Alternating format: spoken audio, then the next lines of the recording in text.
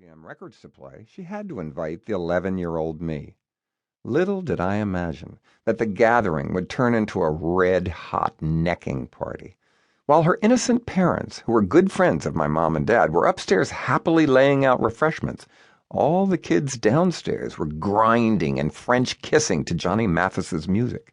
And I knew then that not only did I want to be a teenager, I wanted to be the exaggeration of a teenager. But I had always felt nuts, not romantic, too angry to be smooth, too happily guilty to yearn for virtue. Before Johnny Mathis, Clarabelle, the psychotic clown on the Howdy Doody show, whose makeup later inspired Divine's, had been my role model, the man I saw in person in the early 50s at the height of Howdy Doody's success, when I was just a kid and my parents somehow got me on the show. The scary freak I watched from the peanut gallery, who never spoke but communicated his hostility by honking twin bicycle horns or by squirting you in the face from a seltzer bottle. The same TV character parents complained about for getting their children too excited before dinner. Excited? I was apoplectic, especially every time Clarabelle got near Princess Summerfall Winterspring, the goody-goody but sexy Indian maiden non-puppet star of the show. If only he could have burst out of his glorious muteness to say her name out loud, the best name ever. The only other name I wish were mine today, except for Lord and Lady Haw Haw, which I can't use because they were Nazis. Matter of fact, readers of this book, if you see me on the street and call me Princess Summerfall Winterspring in a nice tone of voice, I will probably respond.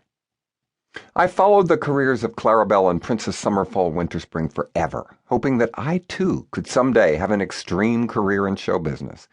I mourned the fact that I was unable, and uninvited, to attend the 1957 funeral of Judy Tyler, the actress who played Summerfall Winterspring, after her tragic death in a car accident right before the release of the Elvis movie she had co-starred in, Jailhouse Rock.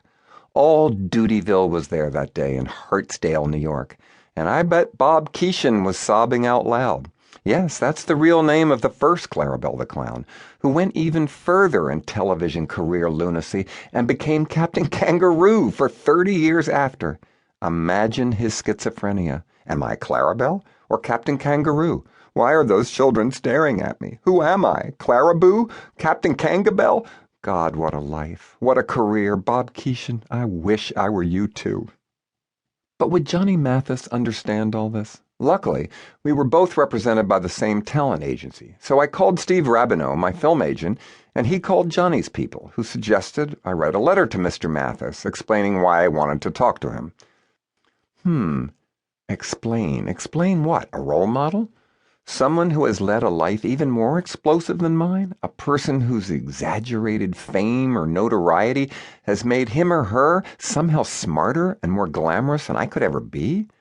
A person frozen in an unruly, blown out of proportion position in society who earns my unmitigated respect for his or her other turbulent, ferocious will to survive frightening success or failure. Maybe Johnny Mathis could understand. But I'd better leave out the Princess Summerfall Winterspring part of my explanation.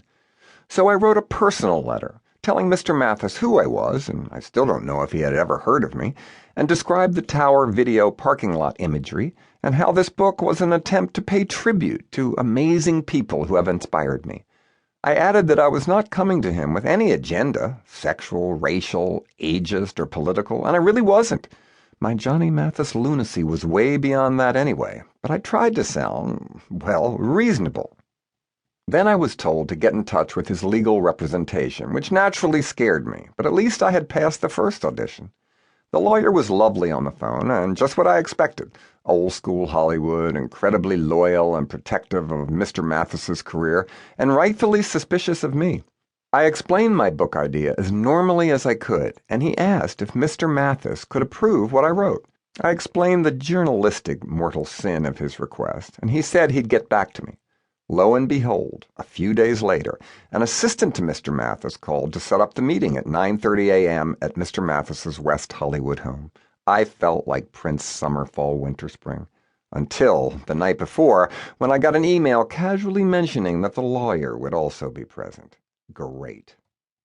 hoping for the best anyway, and arriving on time. To keep listening to this audiobook, I've left you a link in the description so you can do it at no cost thanks to Audible's 30-day free trial.